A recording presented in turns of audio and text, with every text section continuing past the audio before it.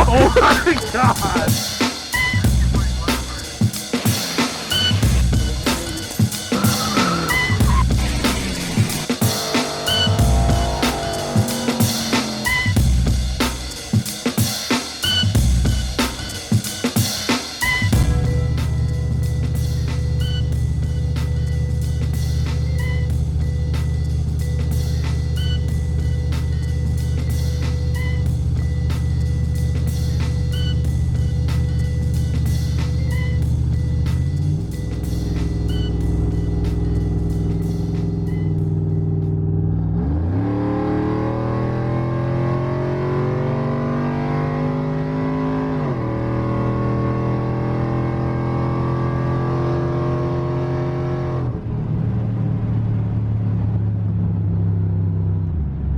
Alright, we're back at the garage, and good timing. I just got here. I'm going to finish up this axle if I can borrow the plasma cutter. I hope I can finish it today, at least get it shortened today.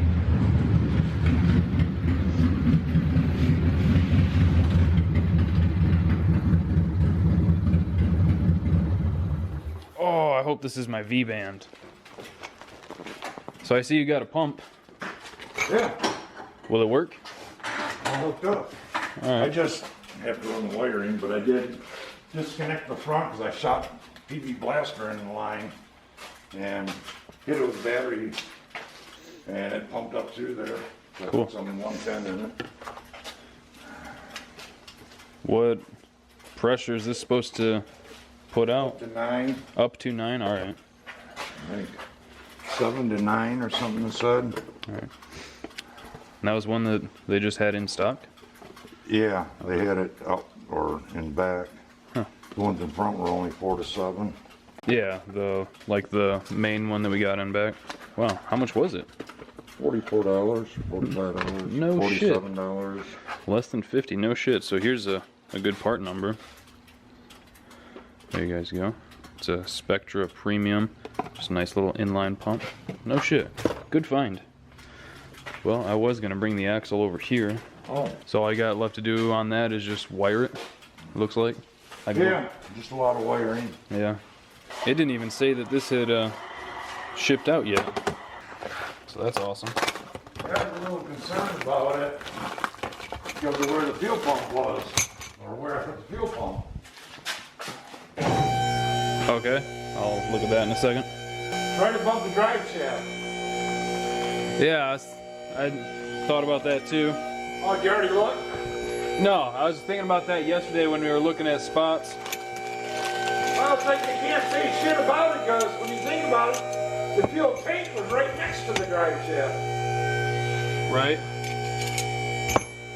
Took the torch and cut the hole bigger. But when you figure the fuel tank was sitting right here, Yeah. and it's going to hit this before it goes to that. I mean, theoretically, yeah, it'll. Yeah, so I Catch ain't worried about it. Plus, whenever we get around to doing a safety loop, that'll help calm them too. Like a safety loop, I might just make a strap, bolt right here, have it come down, go across, back up, right there. I mean, It's a safety loop. yeah, I mean, that'll probably be fine. I mean, the only thing it has to do is just keep the drive shaft from catapulting the truck. I mean, I don't know if I have to have one yet. Yeah, anytime you have slicks, you're supposed to have one. Oh. Alright, so now that we got the axle over here all ready to go, we need to first figure out exactly how much we need to cut. Because there are going to be differences from axle to axle, just manufacturer tolerances. It might not have been pressed in that extra 1/16 of an inch or whatever. So what I'm going to do is measure a spot on every quadrant here, top, bottom, side to side. I'm going to do that same for both sides. I'm going to go from this face here to this machined face here, and figure out how long this side is, how long this side is, whatever the difference is, that's how much we'll cut out. That way it's the same. Because I know that the two short axles are the same height, so if I can match it up to this one, we'll be good to go. One thing I want to say real quick is that there's a few things going on today, so I'm going to be a little rushed. It's not going to be the most detailed video in the world. If you want a video that's super detailed, check out the fabrication series. Justin has two really good videos that I've watched probably 5 or 6 times now about shorter about shortening a Ford 8.8 axle. Definitely go check those out if you haven't already. But you know, wait until after this one, of course. So I'm going to take some measurements real quick, figure out exactly how much we need to cut out, and then mark a line here using a straight edge, and then I'll take the little cutoff wheel and just notch it a little bit so that once it is cut and narrowed, we can use that to line it back up perfectly.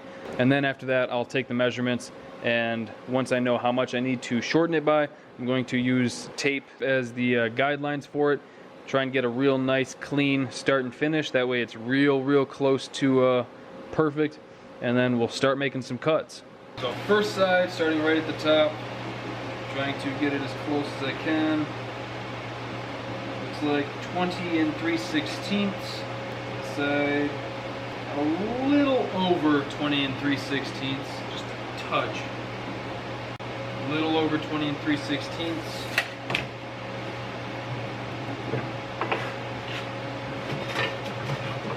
20 3/16. So let's measure over here. This looks like exactly 17 3/8. 17 3/8. A touch under 17 3/8. About back here. Exactly 17 3/8. So this side's 20 3/16. That side is 17 3/8. That is 2 13/16. I'll double check that, but I think that's what it is. So I'm just going to mark off, well, first the straight edge line, and then I'm going to mark off whatever that difference actually was, and then we'll mark that off and start making our cuts. Alright, so just in case you couldn't hear me, this side was 20 3/16, and this side was 17 3/8. When you take 20 3/16 minus 17 3/8, that comes out to 2 point, come on, zoom in, focus, 2.1825, which is 2 13/16. So that is the distance that I need to cut out of this thing. So now we know. So we can start getting to work.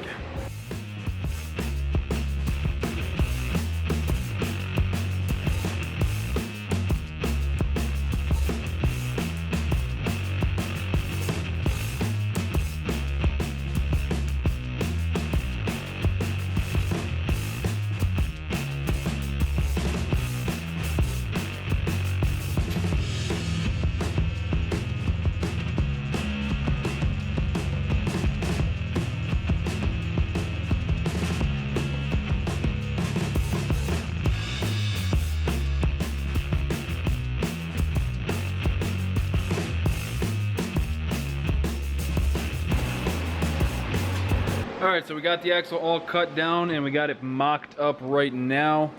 You can see this cut got away from me a little bit on the bottom. It starts to taper in, and because of that, this is about 1/8 of an inch too long.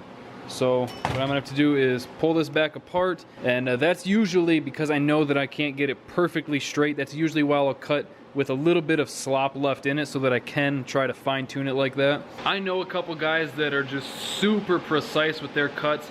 I can't do that. No matter how many times I try, I can't do it. I always just a little bit one way or the other. So I've just learned to leave a little bit of wiggle room there, which is a good thing I did it this time, because it would have sucked to have had this thing too short, because then I'd have to cut the other side, obviously. So I'm just going to grind it a little bit, bevel the edges, and I think we'll be good.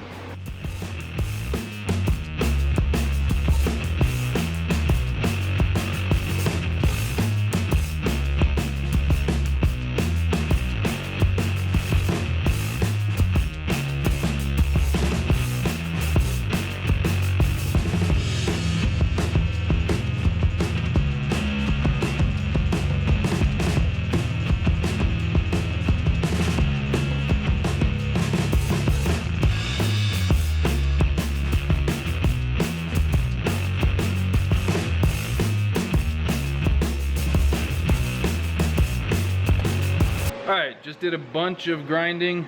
Well, not really a bunch, but time consuming because I was trying not to take too much. And it is much tighter I still need to bevel it, but I don't know if I want to go anymore because it is literally less than a 16th.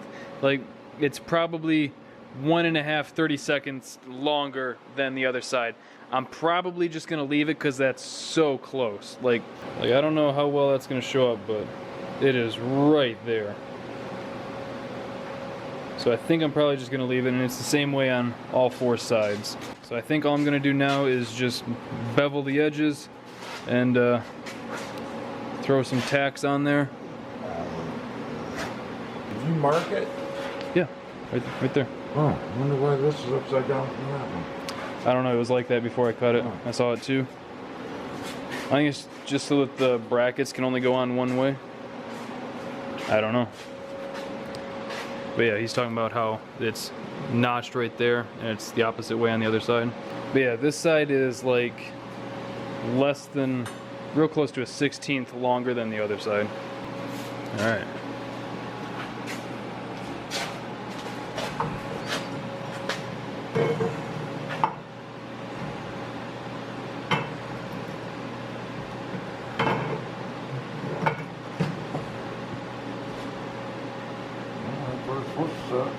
Looks pretty good to me. Good. Close enough. Perfect. Yeah, good enough for who it's for. All right, so I'm gonna pull it apart, bevel the edges, throw some tacks down, measure it again, and then we'll finish weld it.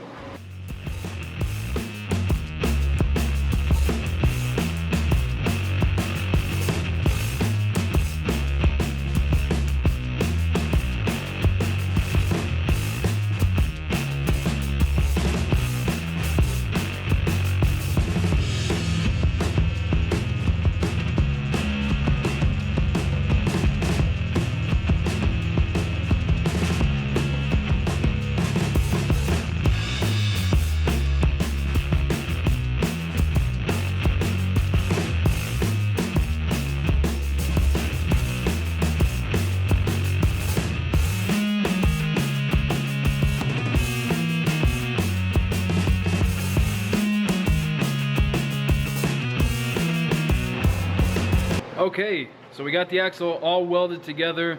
I just measured it, it stayed all square, which is fucking sweet, sorry, fucking awesome. And they really weren't too bad of welds.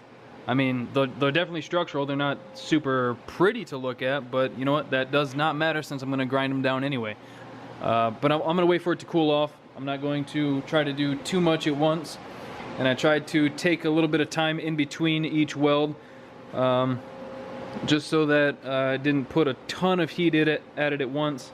So I'm just going to let it cool off and then grind it down, and whenever I can get a hold of my buddy Jay to borrow his plasma cutter, we'll pull that axle out, cut those mounts off, and throw them on. But I doubt we'll get to that today because he's pretty busy right now. I am pretty happy with those. I know I'm not the best welder in the world, but I'm pretty happy with those.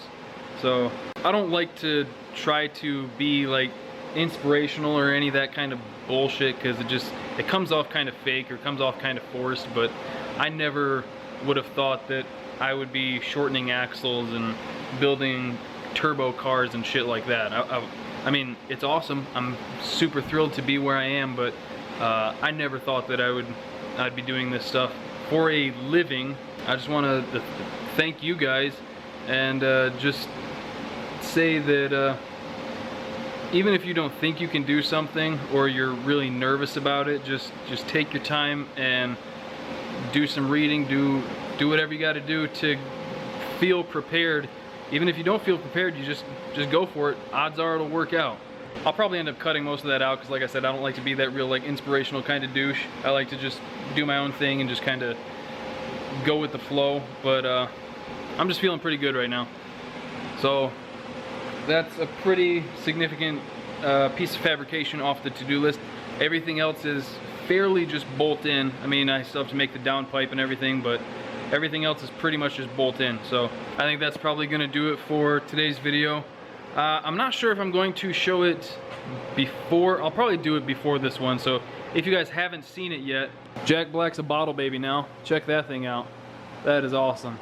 We're both just kind of like chomping at the bits, but it's Saturday right now. We can't get the bottle filled until Monday. There's a place down in Plainwell, which is pretty close to like an hour from us, I think, 45 minutes to an hour. But yeah, Jack Black's the bottle baby. We got 100 shot in it right now just to kind of dip our toes in the water. It's one of those like cheap $400 kits. It's the real basic version. Doesn't come with any bells or whistles. All it is the bottle. You know, just go back and watch that video. I don't want to spoil anything in case you haven't seen it. So yeah, that's gonna do it for today's video. Hope you guys enjoyed it. Thank you for liking, commenting, and subscribing. We'll see you next time.